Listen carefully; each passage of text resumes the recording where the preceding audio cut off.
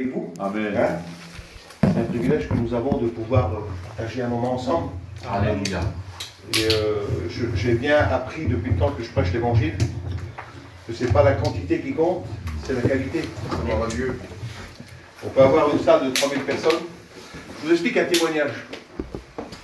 Il y a une vingtaine d'années de ça, j'avais pris un bus pour aller à Nantes. On faisait un rallye jeunesse.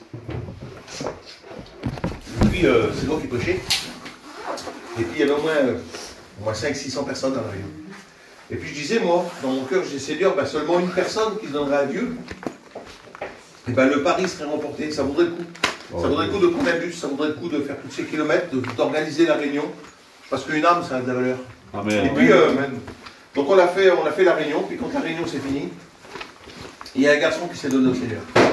Gloire à Dieu. Et ce garçon-là qui s'est donné au Seigneur, ben moi j'étais content dans mon cœur parce que je me suis dit, ben, Seigneur, voilà, la réunion, ben, alors certainement que d'autres l'ont fait dans le secret, je ne sais pas, mais lui toujours, il était dans le bus avec nous. Et donc il est venu me voir dans le bus et puis il pleurait.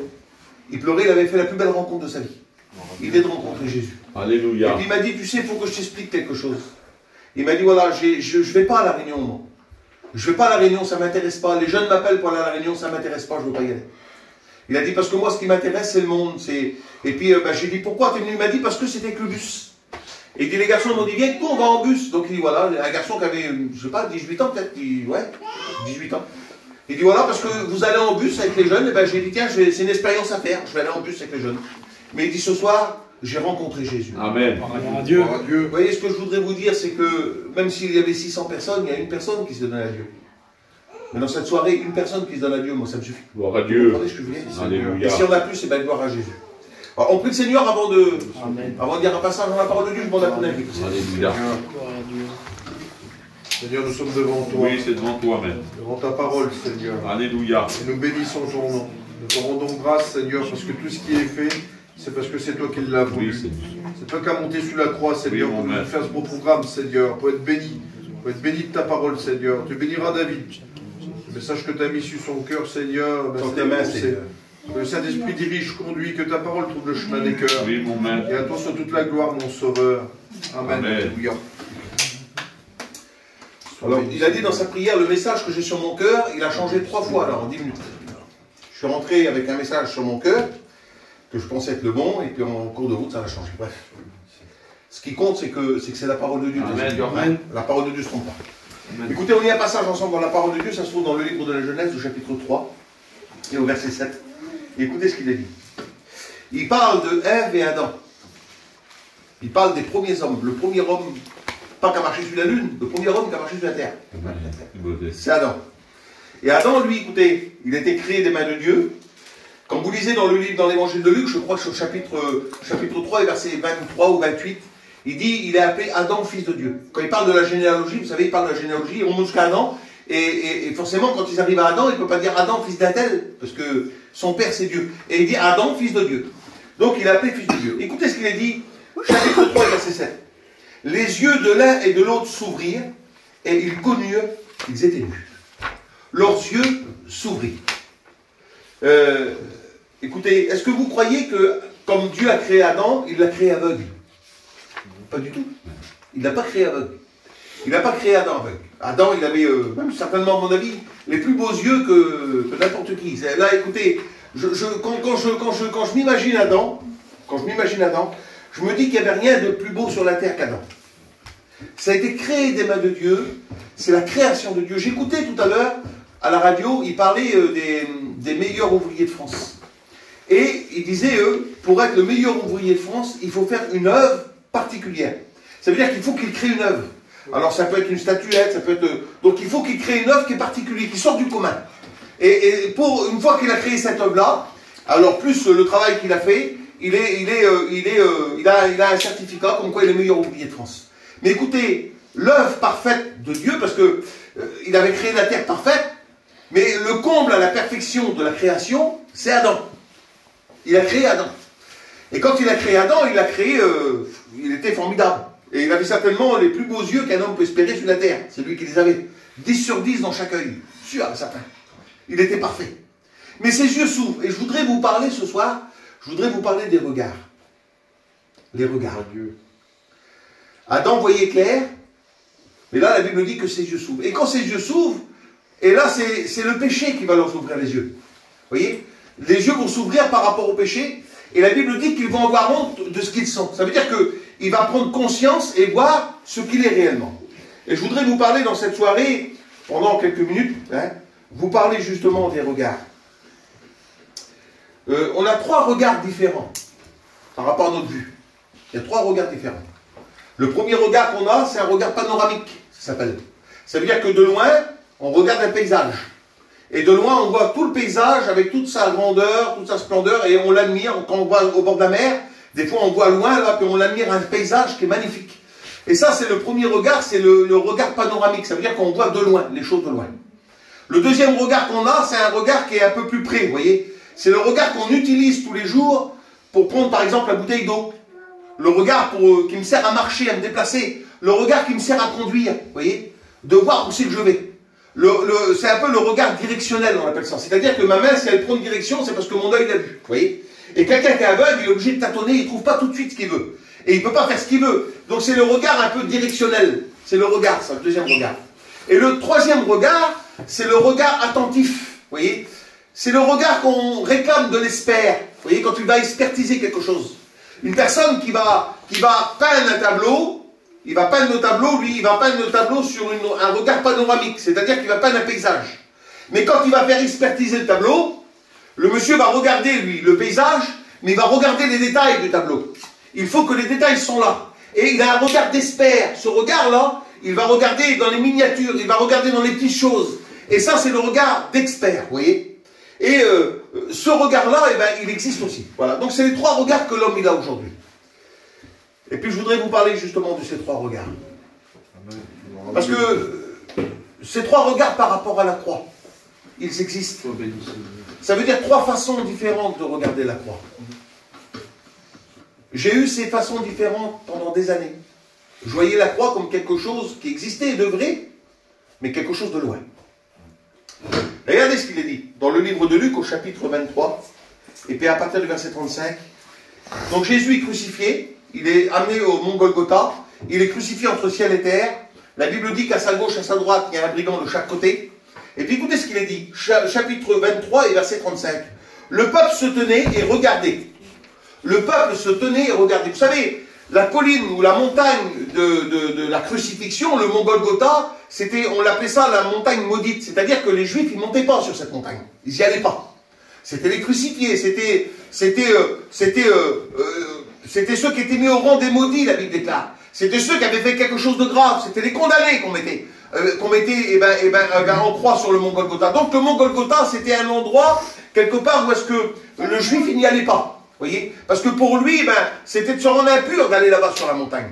Alors la Bible dit qu'il regardait de loin. C'est-à-dire qu'il regardait la croix, il regardait le sacrifice de la croix, d'un regard panoramique. C'est-à-dire qu'il voyait toute l'histoire qui se passait devant eux. Il voyait toutes les circonstances, il voyait toutes les choses qui se passaient devant eux comme un grand paysage, comme un grand film. Vous savez, quand vous allez au cinéma, alors là, sur l'écran, il y a le film qui est là et on voit tout le film sur un grand écran. Et bien, c'est comme ça que vous voyez les choses. Mais ils le voyaient de loin. C'est-à-dire que pour eux, certainement que pour eux, il y avait des choses intéressantes. Certainement que pour eux, il y avait des choses qui les interpellaient. Et puis, ils étaient là, ils regardaient. Ils regardaient, et puis ils regardaient sûrement inconsciemment, ils regardaient sûrement, écoutez, ils n'étaient pas là, eux, parce qu'ils étaient coupables. Ils n'étaient pas là parce que celui qui mourait sur la croix mourait pour eux. Ils étaient là comme des spectateurs, vous voyez. Et il y a des personnes qui restent spectateurs de la croix pendant des années, et des années, et des années. Quand quelqu'un prêche la croix, ils sont émerveillés. Ils disent, c'est beau. Qu'est-ce que c'est beau, la croix? Quel message de la croix? Et on peut dire des mots grecs, des mots hébreux. J'ai écouté Steve le jour qui parlait de la petite inscription qui est au-dessus de la croix. Puis quand on l'écoute, on se dit, mais Seigneur, c'est spécial, quoi. Et puis des gens l'ont écouté. Mais ces gens-là sont toujours pas chrétiens. Pourquoi? Parce que pour eux, la croix, c'est un regard panoramique. C'est quelque chose qu'ils voient de loin. C'est un spectacle qu'ils voient de loin. Et puis, je crois que dans cette soirée, je voudrais, par le message, vous amener au pied de la croix. Vous voyez? Je voudrais vous amener tout près de la croix. Parce que tout près de la croix, c'est là qu'on voit les détails de la croix. Parce que de la croix, il y a des détails que l'on ne voit pas quand on est loin. Qu'on ne peut pas expérimenter quand on est loin. Quand on est loin, on regarde. Peut-être qu'on entend des cris. Peut-être qu'on entend des murmures de loin. Mais on n'écoute pas ce que Jésus dit sur la croix. Quand on est loin, on regarde. Et on ne voit pas la souffrance de la croix. Écoutez, il y a des gens qui sont touchés par la croix. Mais ils ne changent pas. La Bible dit que Jésus, quand il va porter sa croix, il va passer. Et la Bible dit qu'il y a des femmes qui se frappent la poitrine et qui pleurent. Vous savez ce que Jésus va dire? Il va dire, pleurez pas sur moi. Pleurez sur vous et sur vos enfants. La croix nous fait pleurer sur notre misère et sur ce qu'on est. Si le péché a ouvert les yeux à Adam, il lui a montré son état, il lui a montré qu'il était coupable, il lui a montré il lui a donné un sentiment de honte, et bien la croix, Jésus va dire ça, il va dire, je suis venu pour donner la vue aux aveugles. La croix nous rend la vue par rapport au péché, mais la croix nous donne un regard d'espérance. Parce que la croix c'est un moyen de salut. Pour quiconque croit, lui déclare. Alors écoutez, la croix c'est ça. Alors il regarde de loin, il voit ça comme un spectacle, un beau spectacle. Certainement que certains quelques temps avant, ils étaient en train de crier là-bas sur la place publique, crucifiez-le. Ils ont dû dire, pour certains, ils ont dû dire, ça y est, on a eu ce qu'on a voulu.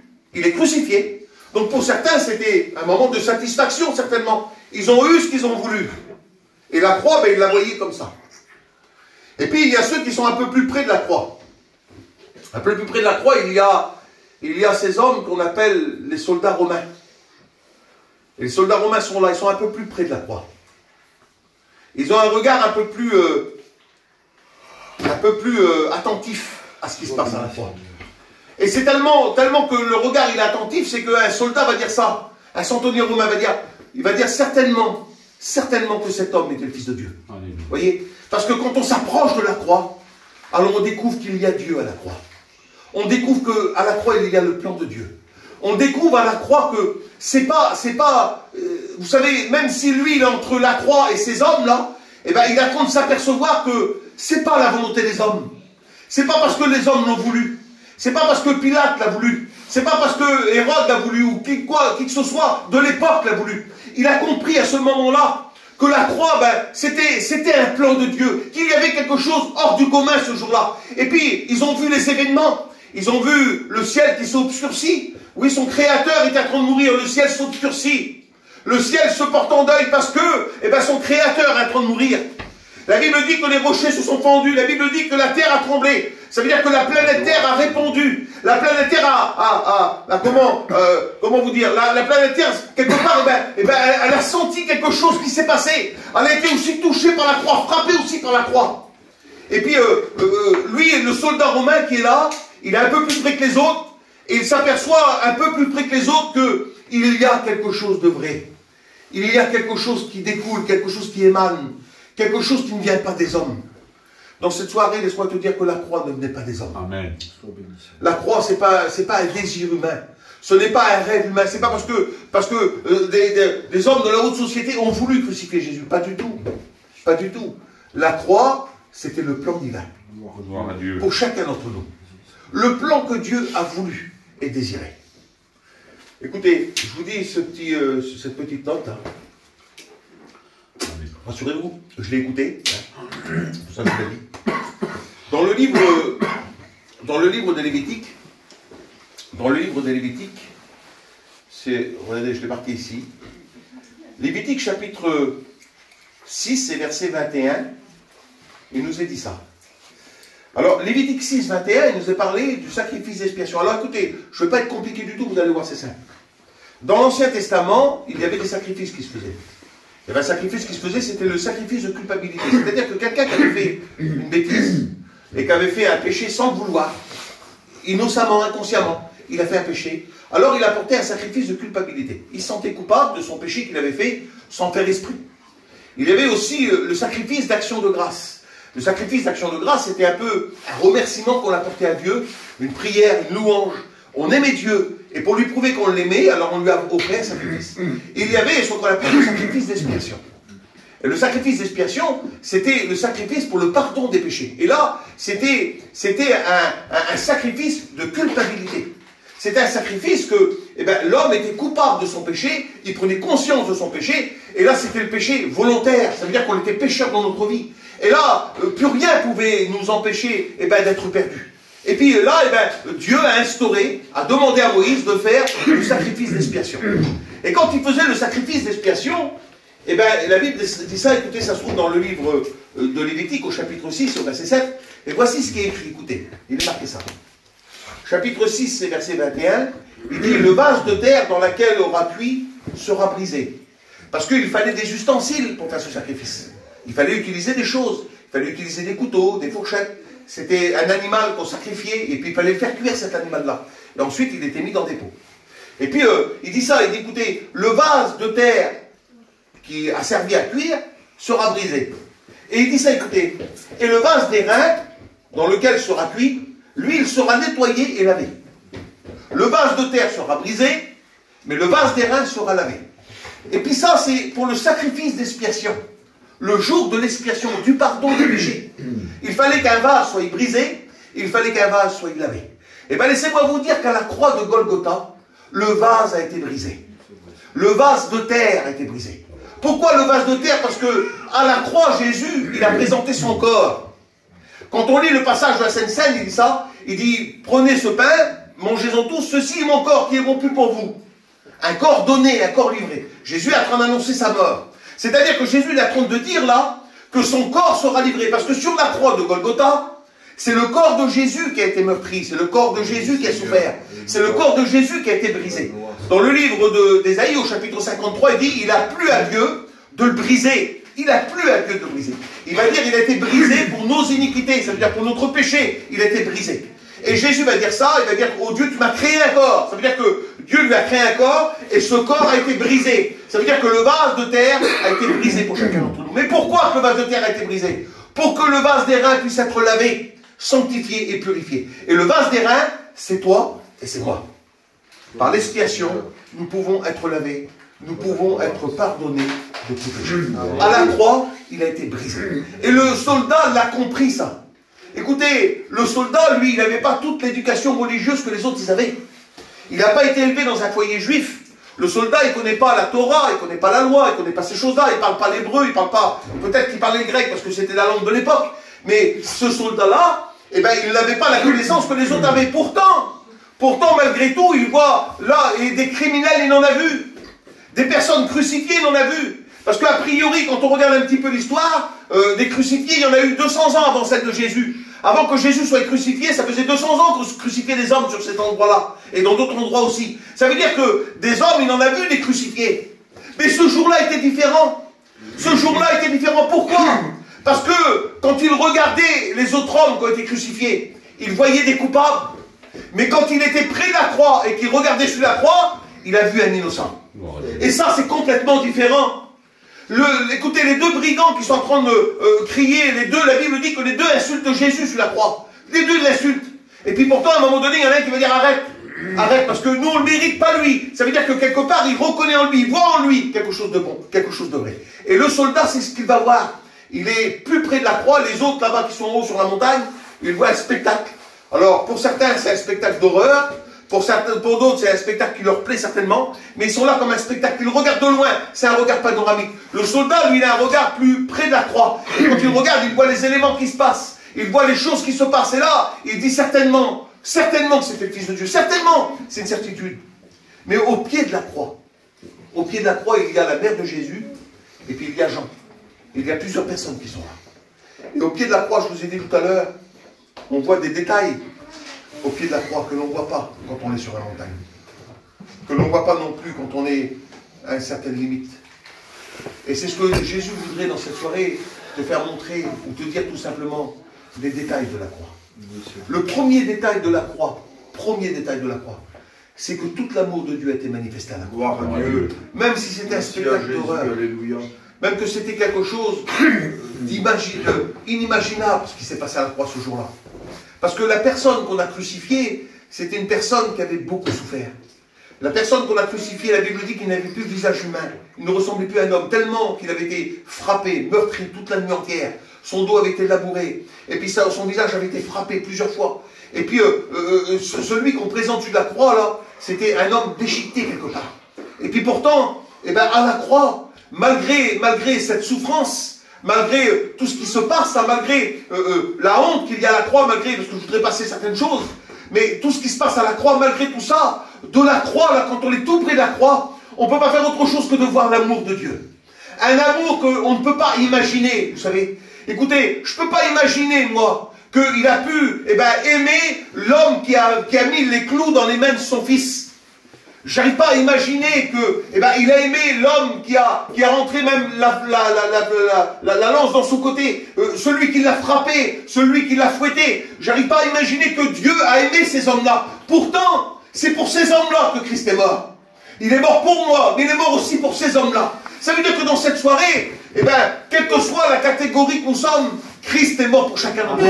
Et à la croix, quand on est tout près de la croix, quand on est au pied de la croix, alors on peut voir que l'amour de Dieu qui en découle. Et cet amour, elle est pour tous les hommes. Dieu a manifesté son amour, car Dieu a tellement aimé le monde, tellement qu'il l'a aimé, qu'il a donné son Fils unique. À la croix, on voit une personne qui se donne. Quand on est tout près de la croix, on n'entend pas de mauvaises paroles qui sortent de la bouche de Jésus. On voit un homme qui se fait crucifier, un homme qui donne sa main, un homme qui donne ses pieds, un homme qui a accepté la souffrance. La Bible dit, homme de douleur, habitué à la souffrance. Il a accepté la souffrance pour chacun d'entre nous. À la croix, on voit une vie donnée. Quand on est tout près de la croix, on s'aperçoit, et c'est pour ça qu'un des malfaiteurs a pu dire, on mérite, nos crimes méritent d'être crucifiés. Mais lui, il ne mérite rien. Il a vu à la croix, il a vu une personne qui se donnait. Quand on est tout près de la croix, on voit une personne qui se donne. Écoutez, ce n'était pas un suicide, la croix. Ce n'était pas un suicide. Ce n'était pas une erreur de parcours, la croix. La croix, je vous l'ai dit, et je me répète, et je me répéterai autant de fois qu'il le faut. La croix, c'était une décision de Dieu. La croix, c'était le plan de Dieu. La croix, c'était la volonté de Dieu. Et il a fallu que Christ accepte cette volonté-là. Il a fallu qu'il s'y soumette à cette volonté-là. Il a fallu qu'il se soumette à la volonté du Père. Il a dit, je suis venu pour accomplir, non pas ma volonté, mais ta volonté. Amen. Ça veut dire que Christ s'est soumis à la volonté du Père. Alléluia. À la croix, on voit une personne qui se donne. À la croix, on voit tout l'amour de Dieu. À la croix, on voit un sang qui coule, un sang précieux. Le sang qui coule à la croix, c'est pas n'importe quel sang. Certainement que cette montagne, elle a certainement reçu des gouttes de sang, des effusions de sang sur cette montagne, mais des sangs coupables, du sang de personnes qui étaient... C'est pour ça que les Juifs s'y approchaient pas, parce que les hommes qui étaient mis en croix là, c'était des hommes qui souffraient, il y avait beaucoup de souffrance, mais il y avait beaucoup de choses qui se passaient, et puis là, on s'approchait pas de cette montagne là. Mais le sang qui coula ce jour-là, c'était un sang pur, un sang sans tache, sans péché, sans défaut. Un sang qui coulait justement pour le coupable, le sang innocent pour le coupable que nous sommes. Dans cette soirée, quand on s'approche de la croix, on s'aperçoit que le sang de Jésus, c'est un sang précieux. Parce que la Bible dit que par le sang précieux du Christ, nous purifie de tout péché. Et dans cette soirée, nous avons besoin de comprendre et de réaliser la croix. Quand on s'approche de la croix, c'est vrai que nous, on l'a aujourd'hui. Alors, il y a un film qui a été fait il y a quelques années. Hein, c'est Mel Gibson qui a fait ce film-là, justement, qui voulait expliquer un peu la croix et la souffrance de la croix. Et il disait, lui, dans un interview, il disait que il a essayé de se rapprocher de la vérité, mais qu'en réalité, il en était encore loin. Il a voulu se rapprocher de la vérité. Mais en réalité, il en était encore loin. Ça veut dire que ce que l'on voit dans le film, c'est pas encore tout à fait ça. C'est encore pire que ça, ce qui s'est passé. Mais pour vous dire que quand on est à la croix, là, on s'aperçoit qu'il y a quelque chose de différent des autres hommes. Il y a quelque chose de différent des autres hommes. Ça veut dire que tous ceux qui sont venus là, ils ont vu des centaines de fois, ils ont vu des dizaines de fois, ils ont vu des crucifiés, ils ont vu des personnes certainement crier, des personnes se lamenter, des personnes qui souffraient, des personnes d'autres certainement qui méritaient leur châtiment, parce que c'était une punition, et ils méritaient leur châtiment. Mais à la croix, on voit quelque chose de particulier. À la croix, on voit réellement que tout ce qui avait été annoncé, tout ce que Dieu avait dit, tout ce que Dieu avait proposé ou avait dit pour l'homme. Et puis écoutez, Jésus en avait parlé de la croix avant. Il a dit aux hommes, il a dit, quand je serai élevé entre ciel et terre, j'attirerai les hommes à moi. Ça veut dire quoi? Ça veut dire qu'à la croix, ce que l'on voit de particulier, c'est que la croix, c'est le seul moyen, écoutez, et c'est le seul moyen d'aller au ciel. Ça veut dire que quand on a compris la croix, quand on s'est approché de la croix, quand on a vu la croix, quand on a vu ce qui découle de la croix, on a besoin de comprendre une chose, c'est que la croix, c'est le seul moyen pour aller au ciel. Il n'y en a pas d'autre. C'est le sacrifice de la croix. Alléluia. Écoutez, il va dire Paul, s'il y avait eu un autre moyen, si Dieu serait contenté des sacrifices, si Dieu serait contenté des sacrifices animaux, alors on aurait continué les sacrifices animaux. Dieu ne s'est pas contenté des sacrifices. Dieu a annoncé la croix par les sacrifices. Ça veut dire que quand Dieu disait à l'homme d'offrir des sacrifices dans l'Ancien Testament, c'était parce que ça, c'était en prévision de la croix, prévision de ce qu'allait arriver. Dieu a tout le temps annoncé la croix. Tout le temps, c'est pour ça que je vous dis que Dieu n'est pas trop dépourvu par la croix. La croix, c'est quelque chose qui a été voulu calculer, et la croix, écoutez, elle n'a pas reculé dans le temps, elle n'a pas avancé dans le temps, alors voulu, au moment voulu de Dieu, la croix s'est accomplie. Et Jésus a pu dire, tout est accompli à la croix. Pourquoi? Parce que à la croix, il a accompli le moyen pour l'homme d'être sauvé. Le moyen pour l'homme d'aller au ciel. C'est pour ça que Jésus l'a dit, j'attirerai tous les hommes à moi. Dans cette soirée, j'aurais besoin que tu prennes conscience. Je voudrais que tu prennes conscience. Alléluia. Que tu prennes conscience de ce que la croix elle est pour toi. Est-ce que tu la regardes avec un regard panoramique? Ça fait peut-être trop longtemps que tu la regardes de loin. La croix, vous savez, ceux qui étaient sur la montagne là-bas, ils n'étaient pas touchés dans leurs sentiments. Leur cœur ne pleurait pas pour la croix. Ils étaient là comme des spectateurs. Le soldat qui était là, lui, il se rendait compte qu'il se passait quelque chose. Il se rendait compte qu'il y avait quelque chose de particulier ce jour-là. Il se rendait compte que ce jour-là n'était pas un jour comme un autre jour. C'était pas la même crucifixion de d'habitude.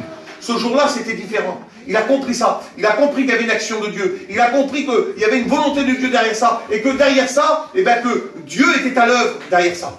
Mais écoutez, ceux qui étaient tout près de la croix, ils ont pu contempler tout son amour. Ils ont pu contempler cette vie livrée. Ils ont pu contempler le seul moyen d'être sauvé ou d'être purifié par le sang de Jésus. Et le seul moyen d'aller au ciel, c'est par la croix. Ils ont compris ça. Et dans cette soirée, tu as besoin de comprendre ça. Amen. Alors je voudrais tellement que dans cette soirée, je ne vais pas aller plus loin. On va prier le Seigneur. Alléluia. N'oublie pas le sacrifice de la croix. Gloire à Dieu. Approche-toi